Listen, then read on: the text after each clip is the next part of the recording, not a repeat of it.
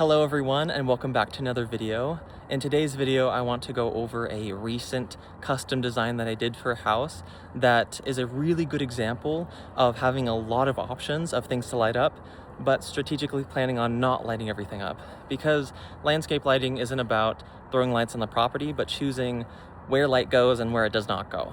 And so I think this is an important principle that needs to be talked about more. And so in this video, I'll go over the why about where we place light and where we did not. And before I dive into the video, I just want to explain a little bit about who I am. My name is Ben. I am Adam's younger brother, and I have been working with him for over 4 years in his AK lighting businesses, most notably in his North Dallas business as his lead landscape lighting designer. And I absolutely loved it so much. I got to design hundreds of homes all over Dallas, and I designed everything from starter homes to mansions, and I got to meet people who love landscape lighting and love their property and want to light it up.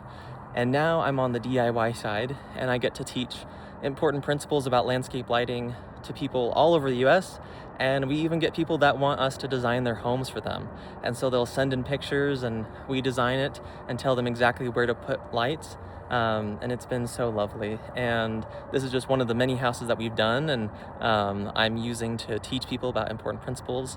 Anyway, if there's something that you want to learn about landscape lighting, comment down below. And if you want us to design your lights, please let us know. Go to our website, click on that link, and we'll design your house for you. Anyway, let's get into the video.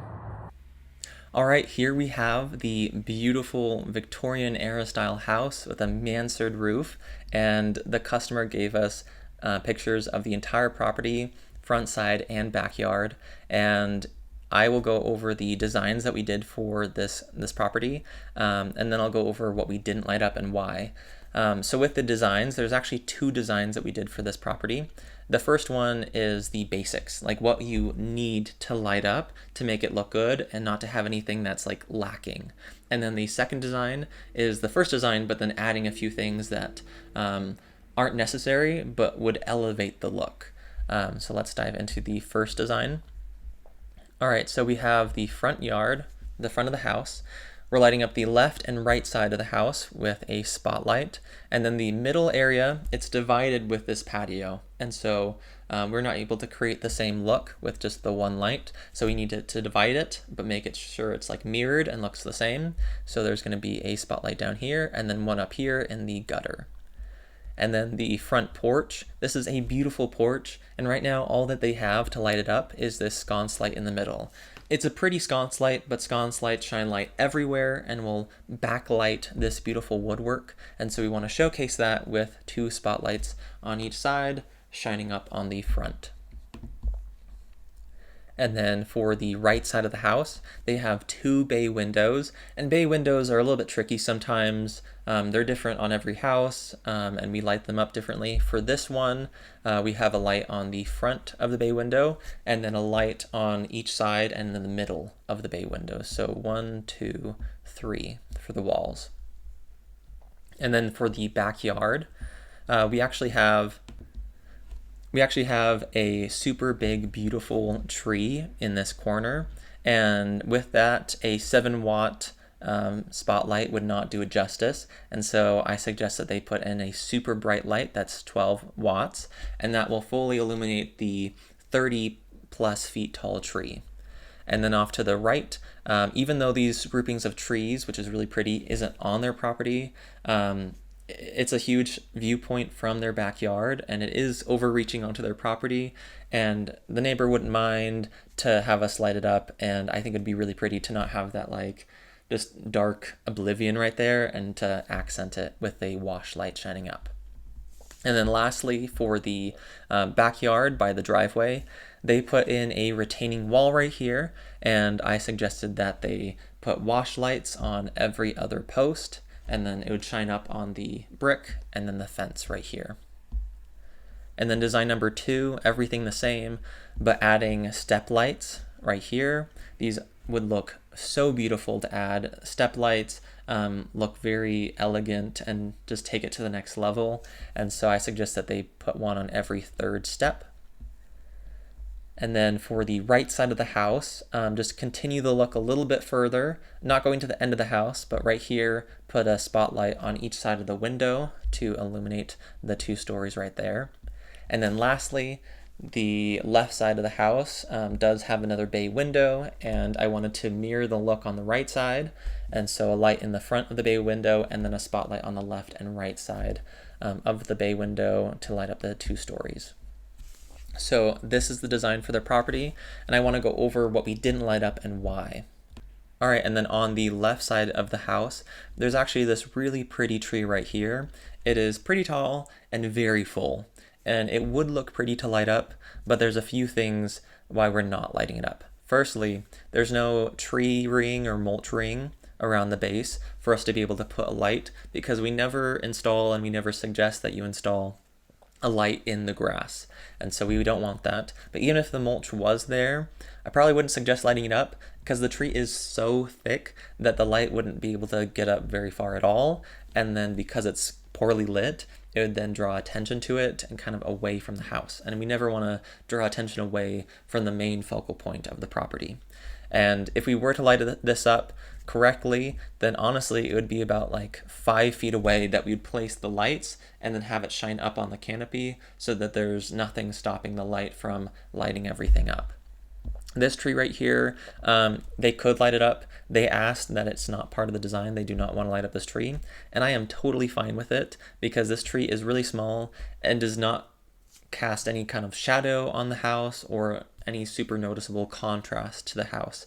If this tree right here were in front of the house, I would do everything in my power to light up the tree, because you never want a huge dark object in front of the house, because then it just does not look nice at all, and it doesn't look like you planned for the property at all.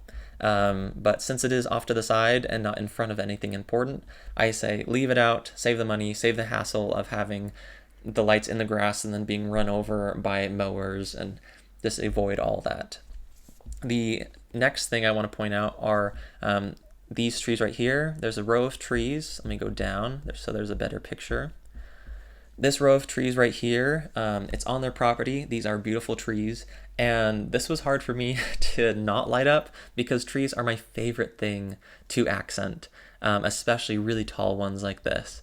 But the reason why I chose not to light up these trees, the number one reason was for balance, because with light you want consistency, you want things evenly spaced out, and you also want balance.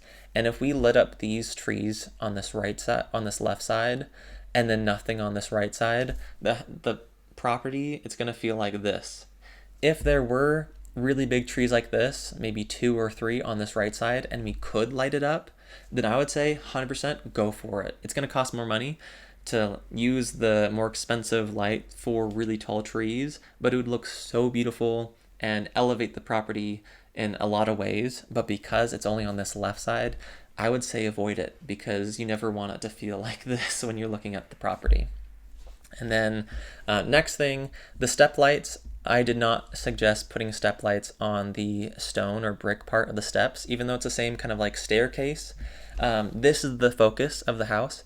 This is what looks like the rest of the house. And honestly, the step lights you can't put on the brick very well. It's extremely difficult. So, and it's not worth the hassle. So I say just light up the white part of the steps.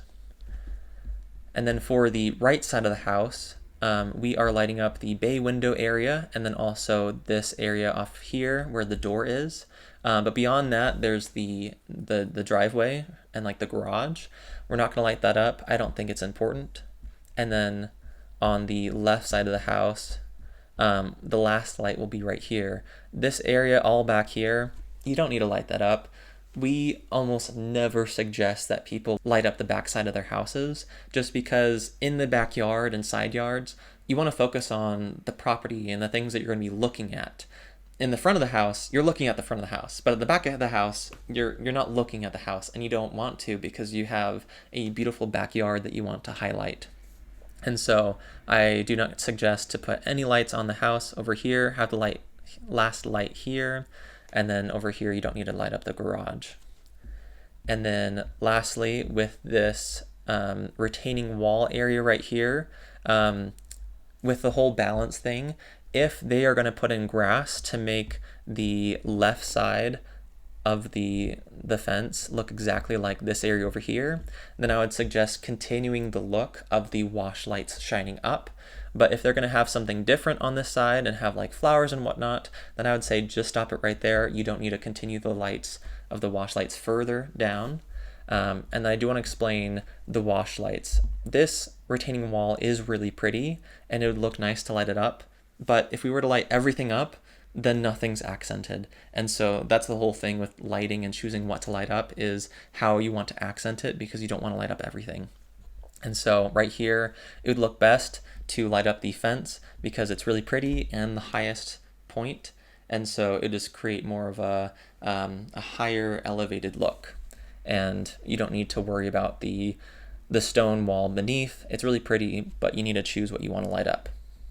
All right, so that is everything with the house, and I hope this was helpful to understand what to light up, what not to light up. And if you want us to design your house, there's a link below that you can go to our custom designs, and you can send pictures of your house and we'll do a custom design for it and give you different design options of more of a money saver base, or if you just want to go all out and you don't care about like cost and the amount of effort, then we'll tell you exactly what like we would do and everything that we would do for your property.